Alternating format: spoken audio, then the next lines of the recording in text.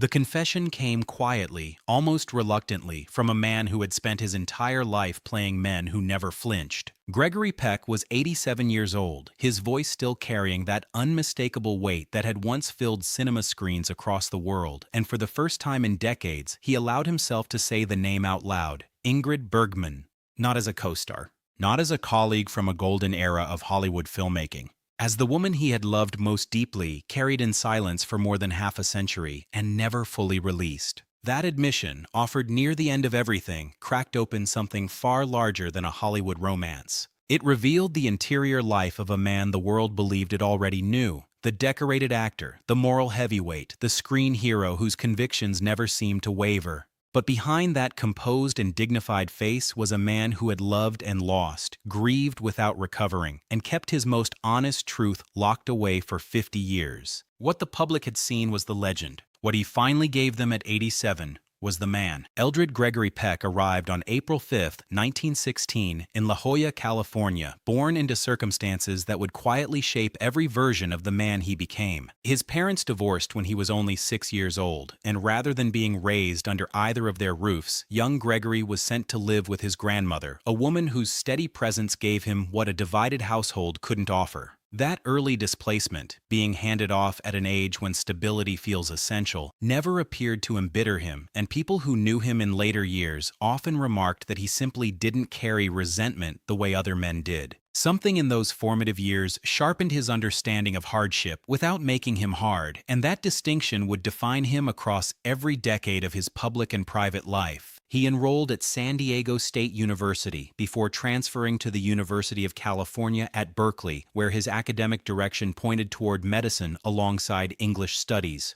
The stage intervened before he could get any further. Somewhere between lectures and campus theater productions, the plan to become a doctor dissolved completely, replaced by something that felt more immediate and more honest. He walked away from medicine before it truly began and turned toward acting, a decision that would eventually place him among the most revered figures in the history of American cinema. Broadway came first, as it did for serious performers of that era, and regional productions and touring companies gave him the craft foundation his later work demanded. By the early 1940s, the transition to film felt almost inevitable. His 1944 debut in Days of Glory introduced audiences to a face that carried natural authority without any apparent effort. Tall, composed, with a voice that settled into a room rather than demanding it. Studios recognized quickly what they had in him. The roles that followed moved him across genres with ease, from wartime dramas and romantic pictures to psychological thrillers and sprawling adventure epics. Spellbound arrived in 1945, directed by Alfred Hitchcock, and placed him opposite Ingrid Bergman in a film where the on-screen chemistry burned at a temperature few in the audience suspected reflected something real happening behind the cameras. Roman Holiday came in 1953, pairing him with Audrey Hepburn in a film that settled his reputation as a leading man who radiated integrity without ever becoming remote or dull. The Guns of Navarone followed in 1961, Cape Fear later that same year, and The Omen arrived in 1976, confirming a range that kept his career genuinely active across 4 full decades. Through all of it, the performances held their honesty. He never seemed to be performing.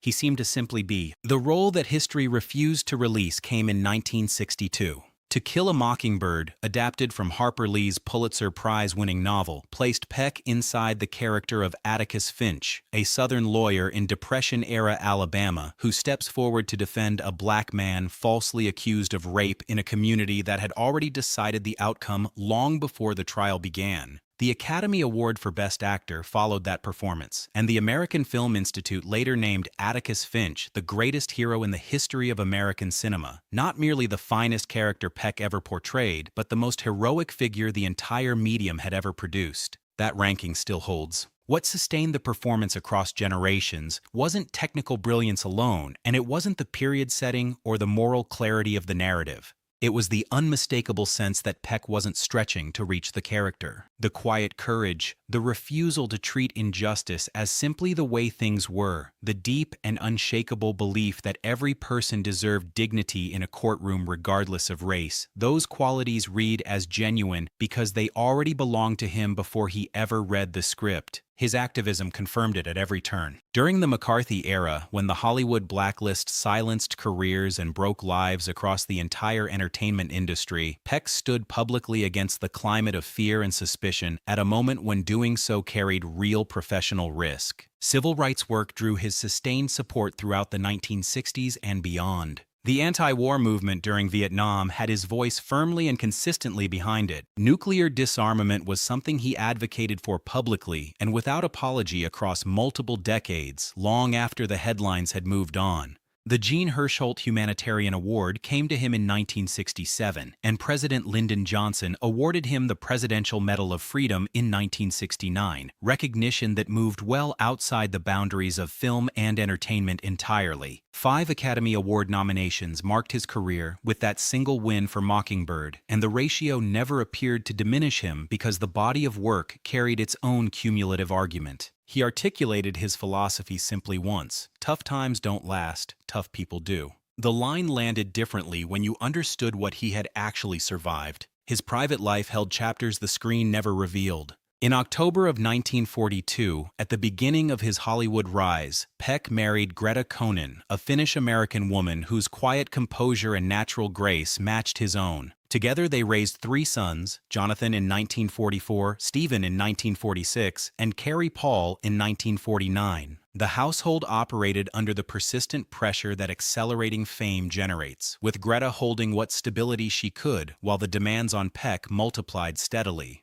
More than a decade of marriage ended in December 1955, the divorce arriving at a point that both had come to recognize as unavoidable. The emotional weight of that ending didn't lift quickly, and the years immediately following were among the more turbulent of his personal life. What happened next in his private story belongs in a different register entirely. On June 26, 1975, his eldest son Jonathan was found dead in his home, the cause determined to be an apparent suicide.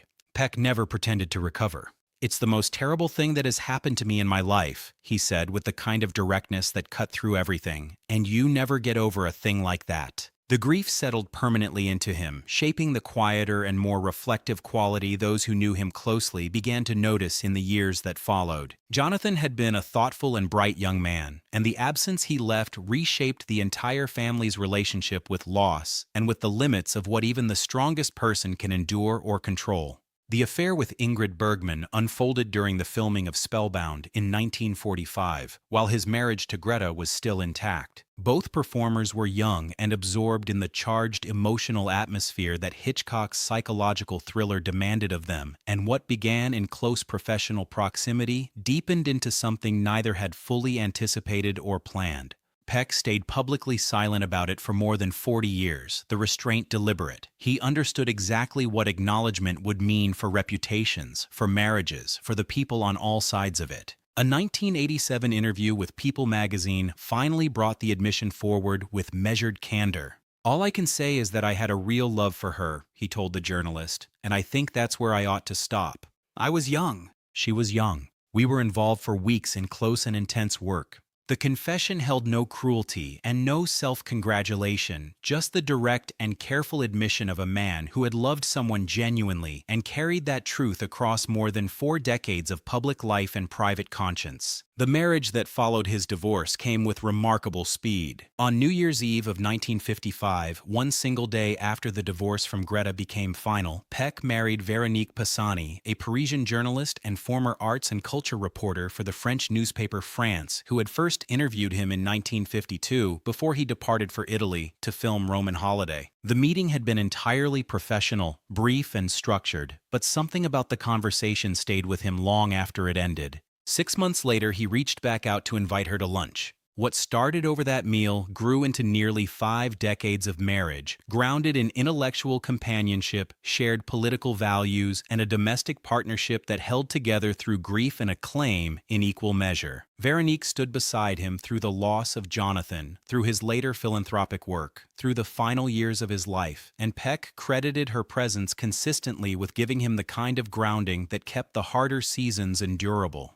Their children were Anthony, born in 1956, and Cecilia, born in 1958. Anthony entered the entertainment industry and for a period was married to supermodel Cheryl Teigs, a pairing that drew considerable attention at the intersection of Hollywood and the fashion world. Cecilia built her own reputation as a documentary filmmaker and actress, directing work centered on social justice, women's rights, and political activism, carrying her father's convictions forward into new forms and reaching new audiences who never saw him on a studio lot. Among his grandchildren, Ethan Peck inherited not only the family's deep connection to film and television, but a physical resemblance to his grandfather so pronounced that it became part of his professional identity almost immediately. His casting as a young Spock in the Star Trek franchise drew instant recognition from audiences who saw the Peck family lineage written plainly across his features. The continuation of that legacy in the arts, across 2 generations and counting, stands as its own quiet measure of the life Gregory Peck built. The late confession, when it finally arrived, came without theater or apology. At 87, in one of his final interviews, Peck said directly what he had protected since 1945. Ingrid Bergman had been the love of his life. He described her as brilliant, sensitive, and courageous, a woman whose soul, in his exact words, burned with light. He spoke of her laughter, her intellect, the quiet conversations between takes when she was simply Ingrid and he was simply Greg, 2 people caught inside something larger than either of them had prepared for or could easily walk away from.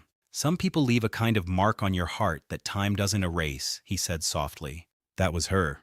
Bergman, who died in 1982, never addressed the relationship publicly during her lifetime, but letters and diary entries discovered and examined afterward pointed consistently toward an affection and admiration that moved well beyond professional regard or fond memory. His admission near the end of his life wasn't shaped by regret. It was remembrance, honest, unhurried, offered by a man who had carried it long enough and had finally decided, at the very last, that the truth deserved a voice. Gregory Peck died on June 12, 2003, at his home in Los Angeles, the cause listed as bronchopneumonia. He was 87 years old, and Veronique was at his side in those final hours as she had been through so much of what came before. His remains were interred at the Cathedral of Our Lady of the Angels, the Catholic cathedral that serves as the mother church of the Archdiocese of Los Angeles, and the mausoleum has drawn quiet and respectful visitors ever since, people who simply wanted to be near something that represented the standard he had set. The funeral gathered much of Hollywood's surviving history in one place: Lauren Bacall, Sidney Poitier, Harry Belafonte, and his daughter Sherry, Harrison Ford alongside Callista Flockhart, Mike Farrell, Shelley Fabares, Jimmy Smits, Louis Jordan, Diane Cannon, Stephanie Powers, Michael York, Angie Dickinson, Larry Gelbart, Michael Jackson, Angelica Houston, Lionel Richie, Louise Fletcher, Tony Danza, and Piper Laurie all came to pay tribute. Actor Brock Peters, who had played Tom Robinson in To Kill a Mockingbird, the man Atticus Finch stood to defend in that Alabama courtroom, delivered the eulogy, and the choice carried a weight that no formal written tribute could have matched. Peters had been the defendant. Peck had been the lawyer who believed him when no one else would. Decades after filming wrapped, their lives remained joined by what the film had meant to the country and to the ongoing, unfinished argument about racial justice and moral courage in American life. What Gregory Peck left behind was not simply a filmography or an accumulation of honors. It was an argument made through decades of consistent choices on screen and off, that decency was not weakness, that moral courage was not performance, and that the most lasting thing a person could build was a life that matched what they claimed to believe. The late confession about Ingrid Bergman added one final and human layer to that argument, revealing that a man of such public virtue had also loved privately and deeply, had carried joy and grief with equal weight across a long and complicated life, and had finally, at the very end, allowed himself to be seen without the armor. That was the last role Gregory Peck ever played. Not a screen hero, not a legend, not an icon. Just a man who had lived fully and was no longer afraid to say so.